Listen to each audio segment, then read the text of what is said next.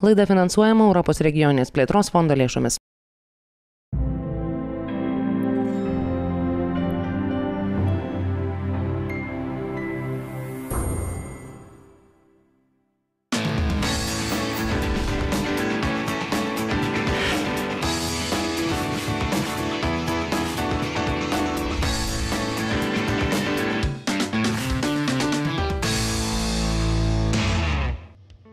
Sveiki, gerbėmieji Lietuvos televizijos žiūrovai. Eteryje laida Gamtos kodas. Tik šį kartą ne iš studijos, o kaip matote iš koridoriaus, kadangi lauke labai lyja.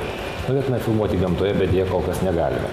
Laida, kuri kaip ir žadėjo, supažindina jūs su skelbto dokumentinių filmų festivalio konkurso dalyviais.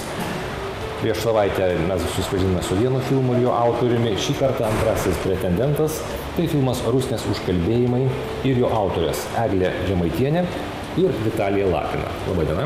Labai diena. Jūs esate kino mėgėjas iš Mažeikių. Filmą apie Rusnės gamtą bei žmonių meilę jai sukūrusios iš susižavėjimo tuo kraštu ir gamta. Tai buvo parašyta anonse. Jūs esate baigusi berods audiovizualinio meno studijas, o Vitalija teisininkė. Taip? Taip. Jūs esate mėgėjos ar profesionalės?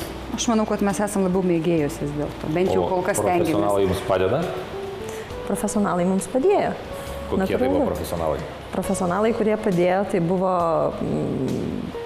nežinau, aš manau, kad mes turėjom operatorių, kuris buvo, dirba šitoje srityje ir buvo dirbęs. Taipogi projektą prižiūrintis asmenys buvo ir atvažiavę prižiūrėti pačių filmavimų ir rekomendacijų davė, kaip tai būtų geriau padaryti. Tai vat. Ar sunku kurti tokius filmus? Apie gamtą, apie žmonės? Apie Rusnę tikrai nebuvo sunku kurti, nes šitas kraštas jisai užkalba žmonės. O kodėl mes iš tikrųjų žiūrėsime filmą Rusnės užkalbėjimai, o ne Mažeikių, pavyzdžiui, užkalbėjimai, kadangi jūs ir iš Mažeikių? O greičiausiai todėl, kad Rusnė ir užkalbėja. Ir kaip tai vyko? Jūs tuo metu atvažiavote ir išgirdote balsą iš dangaus ar iš kelkių? Kažkaip tai, žinot, man taip atrodo, kad aš visą gyvenimą žavėjausi pamariu. Nežinau, kodėl, iš kur tai atsirado tas žavėjimasis pamariu, bet man toks jausmas, kad aš kažkada ten gyvenau ir labai norėčiau vėl gyventi, sugrįžti tenai. Aš jaučiuosi ten, kai grįžus namo. Gal todėl tas užkalbėjimas yra iš tenai, o gal įsikalbėjimas. Žinau, kad negaliu pasakyti tiksliai, bet tai yra nepaprasta vieta.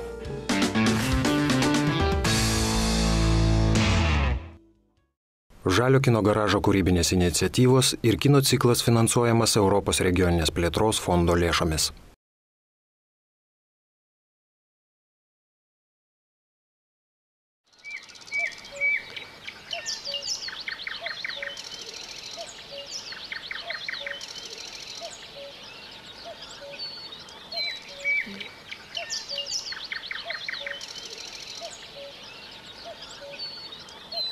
Nėr feinesnį kampėl Lietuvoką pamaržėm. Marėlis, nemunėlis, krokų lankas, vandens į vandens, rami liuliuojants ir audringi putojants. Pietų vandenų gyvena tik čiomfein žmonės, seniai lietuvininką. Tai šturma tos audras nuo amžiam žinojani užgrūdina nus. Dėl to tie žmonės ir stipri į kūn, į savo dvasį.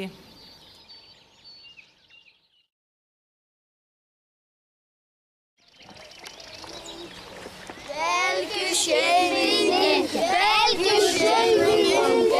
kur kaboji, ar mes medžioji. Paskaičiau laikraštį, kad Drambyne labai daug yra paukščių, gandrų kolonija tiesiog. Na, o kaip žinau, Rusnėje labai yra daug gandrų ir tiesiog paėmė pavydas, negali būti, kad Drambyne daugiau. Na, galvoju, jums ir suskaičiuosi 2001 metais, paskaičiavau viena, o paskui, kadangi dirbu mokytoja, taigi, sakau, reikia vaikų, pagalbininkų man, būtinai vaikai, kad mylėtų gamtą, paukštį pažintų. Na, va, ir pradėjom su vaikais tada skaičiuoti. Tušinukai yra krepšy, dar tenai pasiieškokit. Va. Na tai ką, rašom, dabar atsargiai vaikai. Sodų gatvė. Prie sodų namo numeris, koks tenai? 28. 28. Nauja Naujas atsirado, ne? Ne, čia visą laiką buvo. Bet pernai čia negyveno. Tik tai nebuvo gandrų. Eik savo šalmas iš kankinų. Čia tavo knygutė. Sodų gatvė. Numeris 27, ane? Yra lizdas. Atsimenate, ne? Nu va, jau pakalnė. Pakalnės 12 ant daržinės, kai kurie.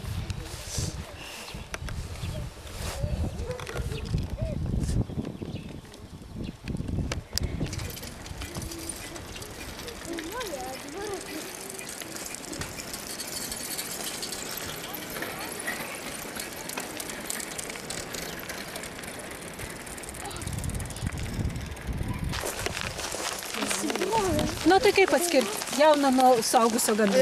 Jauno juodas kojas ir snapas, o seno tai... Raudonas. Suaugusio. Taip. Pas mus vienais metais atvažiavo pas vieną mergaitę iš Vilniaus. Tai žinokite, su kokiu jinai malonumu, su kokiu įdomumu važiavo su vaikais kartu. Sako, kokie jūs laimingi, kad jūs matot šitokią gamtą, tiek paukščių gražių. Taigi mes sutinkam ir pempių, ir visokių kitokių paukštelių, ir tų gervių.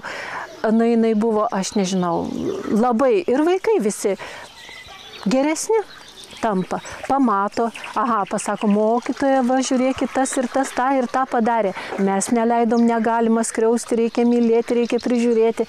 Pažiūrėkit, kaip gražu, kada pas mus tiek daug paukščių. Nes čia, žinokit, yra rusniai vienintelis ant namo stogo. Taigi, ant namo, ant gyvenamo namo. Šiaip būna ant daržinės, o čia yra ant gyvenamo namo.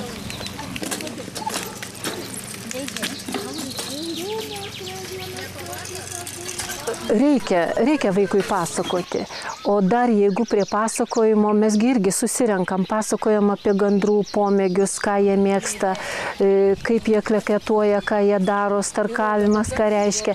Bet jeigu dar parodai gamtoje visą tai ir jis pats pamato, tai jis tada tikrai pradeda galvoti, kad taip ir yra. Ne tik, kad rašo, bet taip yra ir gamtoje. Na, nežinau, tiesiog vaikui reikia gamtos. Yra! Kur tu skrendi? Į rusnę. Ką ten veiksi? Lizdą suksiu. Ką turėsi? Gandriukus. Kiek turėsi? 4. Matkai.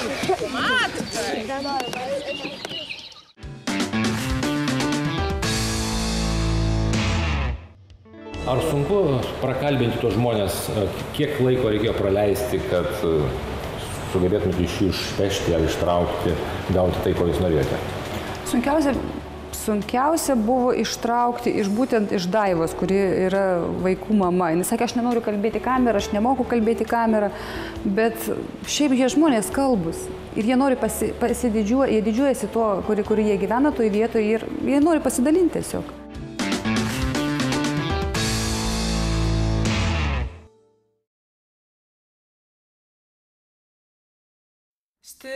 Strasti dalį, raibas paukštaliai, nešokinė. Mokyti apie gamtą vaikų nebėra ko, nes jie patys joje gyvena. Tai, kad mums pasisekė šitaip, jau yra čia kitas dalykas. Tik aš manau, kad gal svarbiau yra ne tai, kad suprasti, kas yra gamta, bet suprasti tai, kad tu esi neatsiejama tos gamtos dalis. Lanksnas dulkėje, žemožė padrebėjo, kad Ir jeigu tu pats eidamas pakeli šiukšlę arba stengiasi apeiti, Saulytė, nenori dabar, stengiasi apeiti paukščio lizdą, kad jo nesutrypti, manau, kad vaikas tai priims kaip savaime suprantamą dalyką, o ne kaip kažkokį tai išmoktą dalyką. Mūsų stirnos, kaip negaliu sakyti mūsų stirnos, bet tos stirnos, kurios ganosi lauke, jos nebijo mūsų šunų, nes mūsų šunys žino, kad jeigu yra stirna, jinai ten gyvena, vadinasi, mes esam vienos ekosistemos dalis ir nėra čia ko draskytis.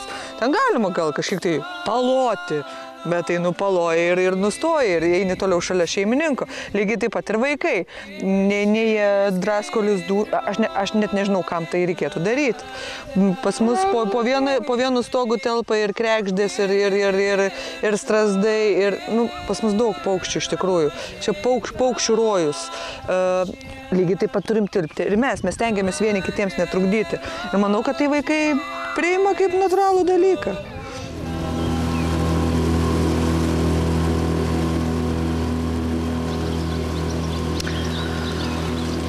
Gyvenimas šalia upės, tokiam stebukle kaip Rusnė, jis yra ypatingas tuo, kad yra tas judėjimo džiaugsmas. Upė šalia juda. Ir aš jau kartuosios esu jau kažkada sakius, kad suvokimas, kad iš šitos vietos, kur aš sėdžiu, aš galiu sėsti į valtį, iš pakalnės į mares, iš marių į jūrą, iš jūros į Atlantą, ir aš galiu atsidurti bet kurioje pasaulio vietoje.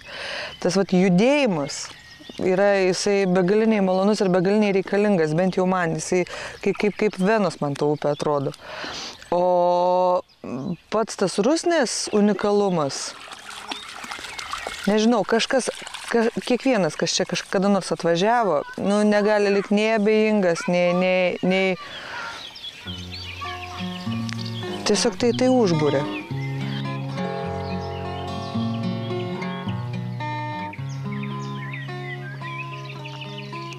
Aš kito tokio miesto nežinau, kaip mano miestas prie upių 7. Ir kito tokio marių kranto neradau, kuriuo pasitikti saulėtekio einu.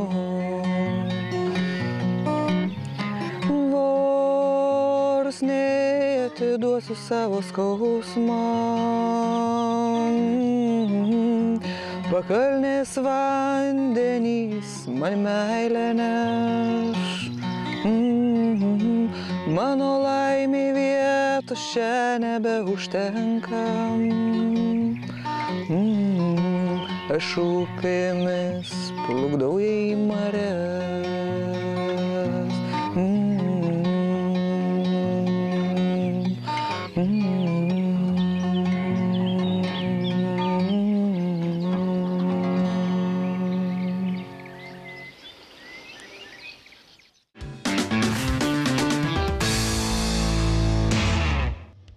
Ką ten galima surasti? Aš suprantu, kad jeigu žmogus pirmą kartą atvažiuoja į Rusnę, galbūt jam atrodo gražu, bet jis turbūt nežino kai kurių detalių esminių, galbūt, nežinau, ar tai būtų vietos, ar tai būtų kažkokios kitos patirtis. Ką jūs tokio sugebėjote surasti, ką sunku pastebėti iš pirmo žvilgsnio? Ir ar tai filme atsispindi? Aš nežinau, man tai ir iš pirmo žvilgsnio ir dabar ten yra užburianti ta ramybė ir absoliučiai sąryšis su gamta visiškas. Praeitais metais mes praplaukėm Vorusnės upe, tai buvo kažkas stebuklingo. Aš nebuvau plaukus gyvenime tokia gražia upe. Jinai, visiškai necivilizuota, jinai pilna nematytų paukščių, man visiškai neregėtų. O vietiniai žmonės jie ten pasakoja, sako, žiūrėk čia tulžys, žiūrėk čia tas. Ir tu tiesiog tik spėjai akim bėgioti, kiek ten visko daug ir kaip viskas gražu. Bet tokių vietų Lietuvoje nėra daug. Aš manau, kad nelabai. Jūs važinėjate ir kitur, ar tik vis grįžtate į Rusnę? Žinokit, kol kas tik į Rusnę. Stabiliai.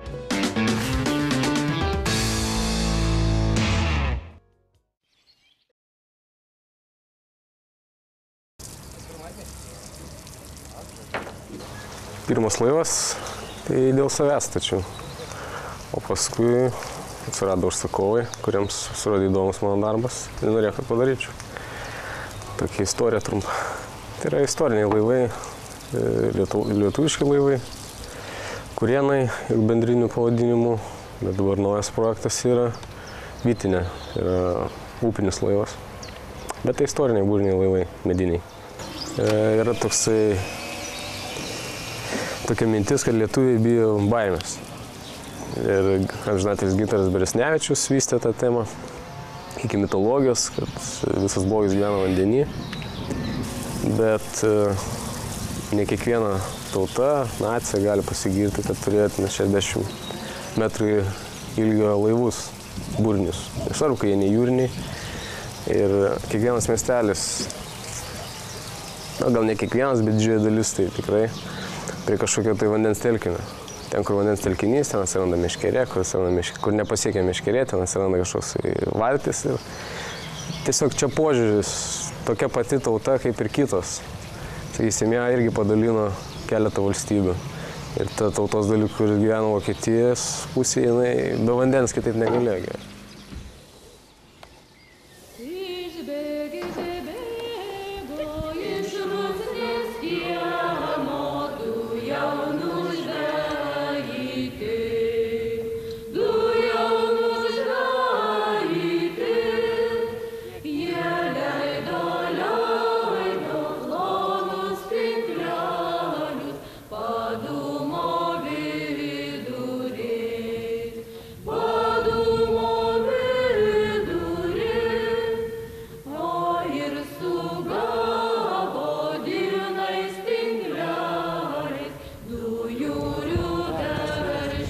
Nepaleisi.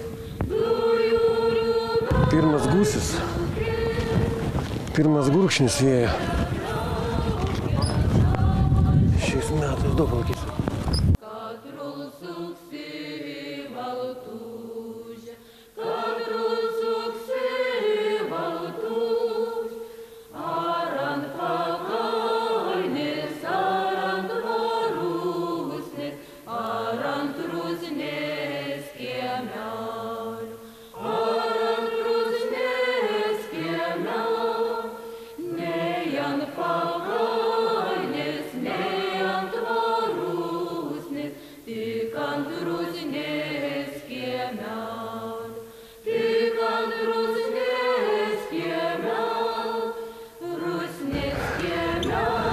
Tai negalėtų būti toks balionas viršui.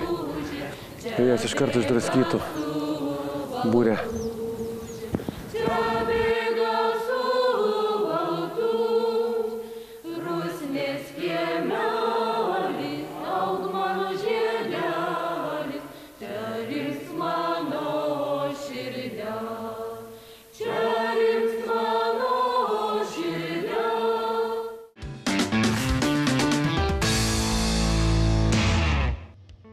Kaip vyko procesas? Į ką jūs labiausiai norėjote atkreipti dėmesį savo filmą arba savo filme? Nes, kaip rašoma anonse, tai yra žmonės, herojai, kurie ir turbūt pagrindiniai veikiantys asmenys. Kodėl tie žmonės ir... Iš tikrųjų norėjos parodyti tų pačių žmonių gebėjimą sugyventi su ta rusne, būti tos rusnės dalimi, nes tai yra pakankamai sunku šiais laikais. Paprastai ta civilizacija sudarko tą, ką mes turėjom ir palieka kartais griuvėsius, kartais daug betono, kartais daug plytų, o rusniškiai kažkaip, aš nežinau, bet man asmeniškai atrodo, kad jie tokie žmonės prie gamtos visi. Jie tokie, aš sakau, kaip ten pačiam filme ir Daiva mūsų viena iš herojų atsiliepė, vaikų ten nereikia mokyti, kad negalima daryti to, negalima daryti ano. Jie prie to priaugę, jie tą žino. Jiems tas gamtos ratas yra daug atviresnis ir aiškesnis negu mūsų vaikams. Aš net, kai mes nuvažiavom pabūti pas mūsų draugus pasisvečiuoti, aš sakau, greičiausiai, kad aš turiu būti dėkinga tau už savo vaiko nesumeluotą vaikystę. Nes ten iš tikrųjų ta vaikystė, tokia vaikystė, kokią aš savo turėjau kažkada ir ko mes šiandieną, būdami mieste, gyvendami Mažeikės, aš negaliu jai to duoti. Jūs manote, kad tai yra gerai, ar ne? Aš manau, kad tai yra pats geriausias variantas.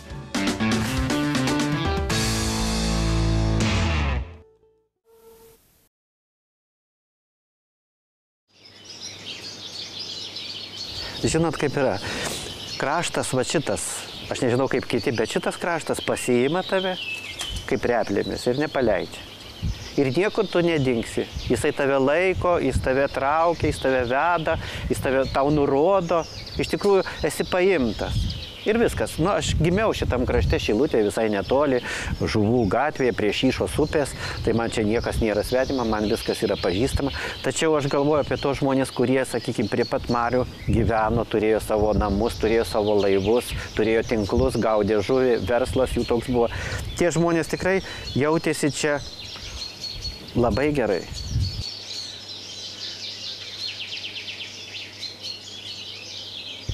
Jis kiekvieną dieną vis kitas vanduo. Mes to pačio vandens niekada neturim. Jisai buvo, praplaukė ir to vandens, kaip sako, 2 kartus į tą pačią upę neįbrisi. Vanduo visą laiką kitas. To pačio mes neturim vandens. Tai vien tai, kad rodo tą tėkmę pasikeitimą, daug kas yra pastovu. O vanduo yra toksai, sakykime, tokia substancija, kuri taip beprotiškai laiką nurodo. Taip greitai laiką sukasi žiūrint į vandenį. Jis yra tėkmė, kuri artima laikui, nesustojanti. Jeigu sustotų, jau nebebūtų upės pavadinimo ir upės nebetiktų.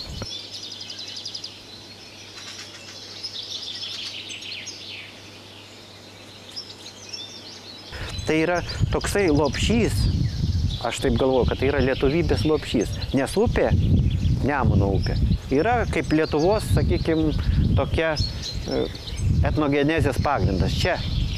Ir hidronimų žinovai, ir kalbininkai tvirtina, kad čia mūsų žemė, etninė žemė. O prie upės tuo labiau, kadangi upė ir formuoja, jinai traukia. Vanduo ir žemė tavo vieta ir traukia kiekvieną žmogų apsigyventi ir būti čia. Tai tie kaimai, kai kurie, sakiau, jau išnykę, ir šitas kaimas, aš sakyčiau, yra mūsų tos lietuvybės lopšys, etninis lopšys.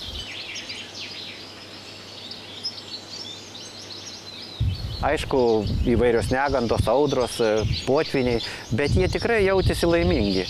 Nes kiek aš žiūrėjau į tuos kaimus, į tas senas jų fotografijas, Gilijos kaimai, tie išpuošti namai, išpuoštos gonkelės, žirgeliai. Žirgeliai iš visų unikalus dalykas šitam kraštui. Daugiau niekur jų nėra. Žirgeliai Lietuvoje mes neturim niekur. Yra kažkas panašaus į žirgelius, bet tikrų žirgelių mes niekur daugiau neturim. Mes turim tik šitam krašte, Pamary.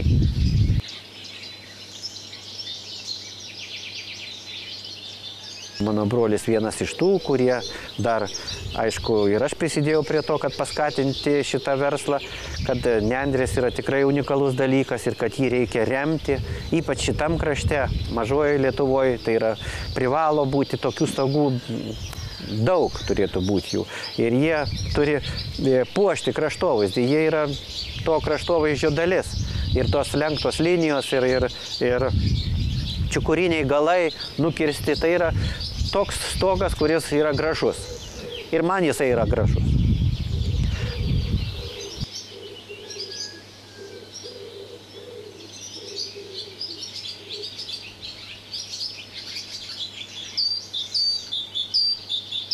Čia iš vis aš turiu geresnės sąlygas, negu Tomas Manas turėjo. Bet tik aišku, taip neparašysiu. Jeigu gali išeiti iš kabineto į balkoną, pasižiūrėti į vandenį, kuris teka, pasiklausyti paukščių, vėl sugrįžti ir vėl sėsti. Jau čia parašiau kokias 3 knygas ir nepajutau, kaip parašiau. Kažkaip tai taip greitai. Aišku, sunku prisiversti. Labai sunku prisiversti dirbti kūrybinį darbą, nes čia norisi nieko neveikti. Čia norisi būti ir nieko neveikti. Žiūrėti, sėdėti. Nu, aš kaip sakiau, rojuje, ką nori žmonės daryti? Nieko neveikti rojuje ir gerai jaustis.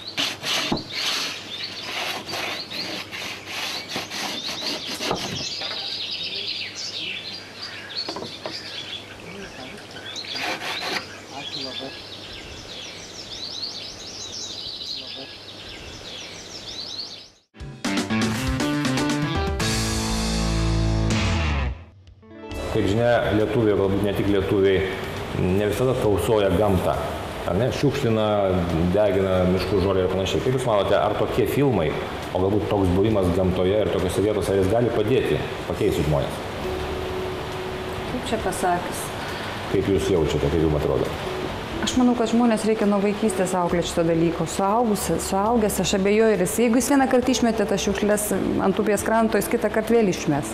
Nes jisai sekantį kartą tiesiog grįžęs neberasiu, nes kažkas ją surinko.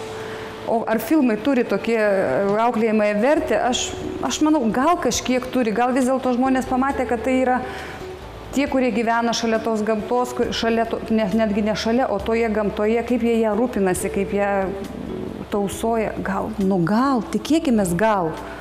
Žinokit, aš atvirai pasakius, šiek tiek nusivylus tautiečiais esu ir jų požiūrių į... Bet nepaisant to, kūrėte tokius filmus, ko Jūs siekiate iš esmės tokiais filmais? Mano siekis, asmeniškai aš nežinau kaip Eglės, bet mano siekis buvo toks, kad parodyti iš tikrųjų Lietuvai, koks gražus gali būti kraštas ten, kur jis yra nesuniokotas. Nes iš tikrųjų jis ten tų suniokojimo požymių yra kažkaip mažiau. Vat kiek tenka Mažeikių prasieiti paupiais, ten, kur nėra paplūdimių tvarkoma ar dar kažką, baisu iš tikrųjų, baisu. Va, ir žmonių abojimas iš tikrųjų. Ėjo, paliko, nuėjo. Tie patys netgi, jeigu kalbėti apie patį elementariausią dalyką, atrodo apie šunis, augintinius. Auginį susirink po savęs, ar ne, vadinat. Bet vieniem labai juokinga, mes čia su Egle labai visada vaikštam, renkam paskui savo retriverį. Ir visiems, maždaug vaikam tai juokas sukelia, čia maždaug... Jūsų bendravimas su gamta, buvimas Rusnėje, važinėjimas galbūt ir kitose pajūrio pamario miestuose, tai Jums pakeitė Jūsų požiūrį į aplinką? Žinokit, taip. Be abejo pakeitė. Ir įmanoma, ir galbūt netgi filmais įmanoma tą pakeisti. Gal ir įmanoma.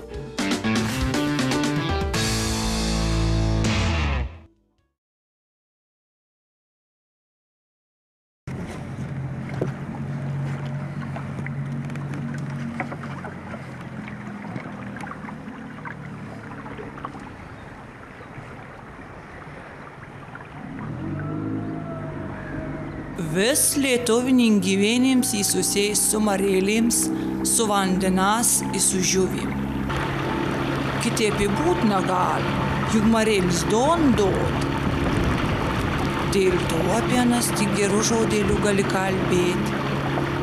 Nė vien žvejys į savo tarp nepriimdavo keikūmenį. Dėl to, kad vandenų dvasia bankutys galėjo išgirsti anu keiksmus ir dikčiom supykt. Nei, o supyks ir didel štorm sukėlė, ir vald paskandint. Bet seniai žvejai liobėjo sutart su bankpučiu. Kad ans neišdraskytum į pyks tinklų, tad žvejai tus tinklus įkaišiodavo širmūkšin šak. Tuomet bankputys tus tinklus ramybėj palikdavo. Bet kokį naudą jie tie tinklai nesupriešėtelė tušti. Žvejų žuvės rek. Dėl to dar žinau vien tokį patarimą. Ką rek daryti, kad į tus tinklus visuomet būtum piln žuvės. O rek pakaroklį kairioj ranks mažai pirštelį pjaut ir savo tinklus pririšti. Tuomet tau tinklą visuomet bus pilni, al kaimyn visuomet tušti. Bet juk šis gal ir teisybės nai. Juk vis žinom, kad ungurs dėkčiau mėgst lavonus. O gal tas pirštėlis įpiviliota ant žiūrų? Kaip aš ir minėjau, tęsdami tėvų senelių tradicijas, mes, inžinieriai, studentai, vairuotojai, traktoristai, vadovai, imamės to pačio verslo, kuris egzistavo prieš 1000 metų. Žvejojam. Ir ko žmogus pagauna žuvį arčiau, jis gali parduoti savo draugui, dovanoti ir taip toliau.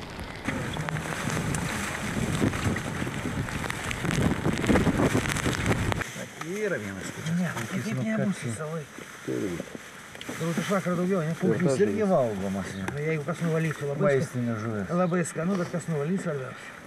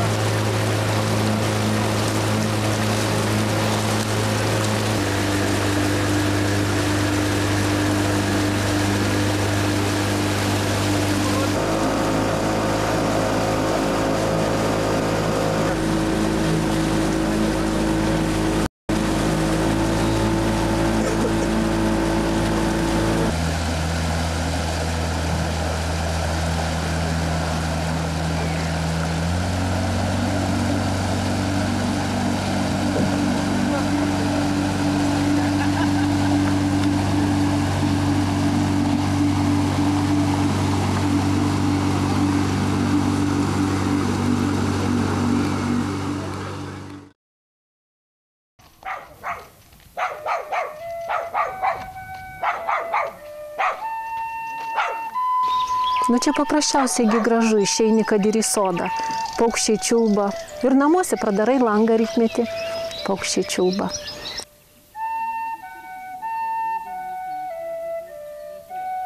Taip, mes gyvenam ypatingai vietoje ir mes esam kuklus, bet ypatingi žmonės, sakyčiau taip.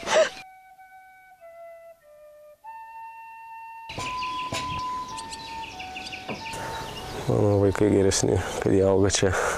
Tikrai geresni.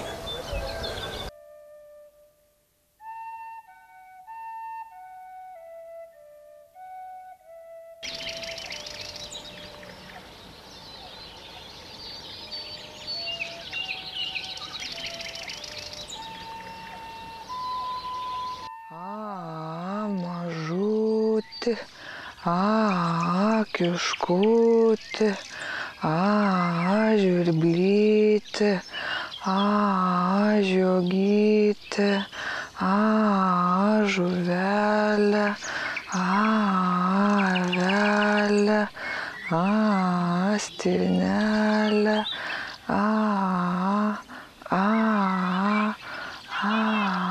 mažutė, mažutė, miegok mažylė.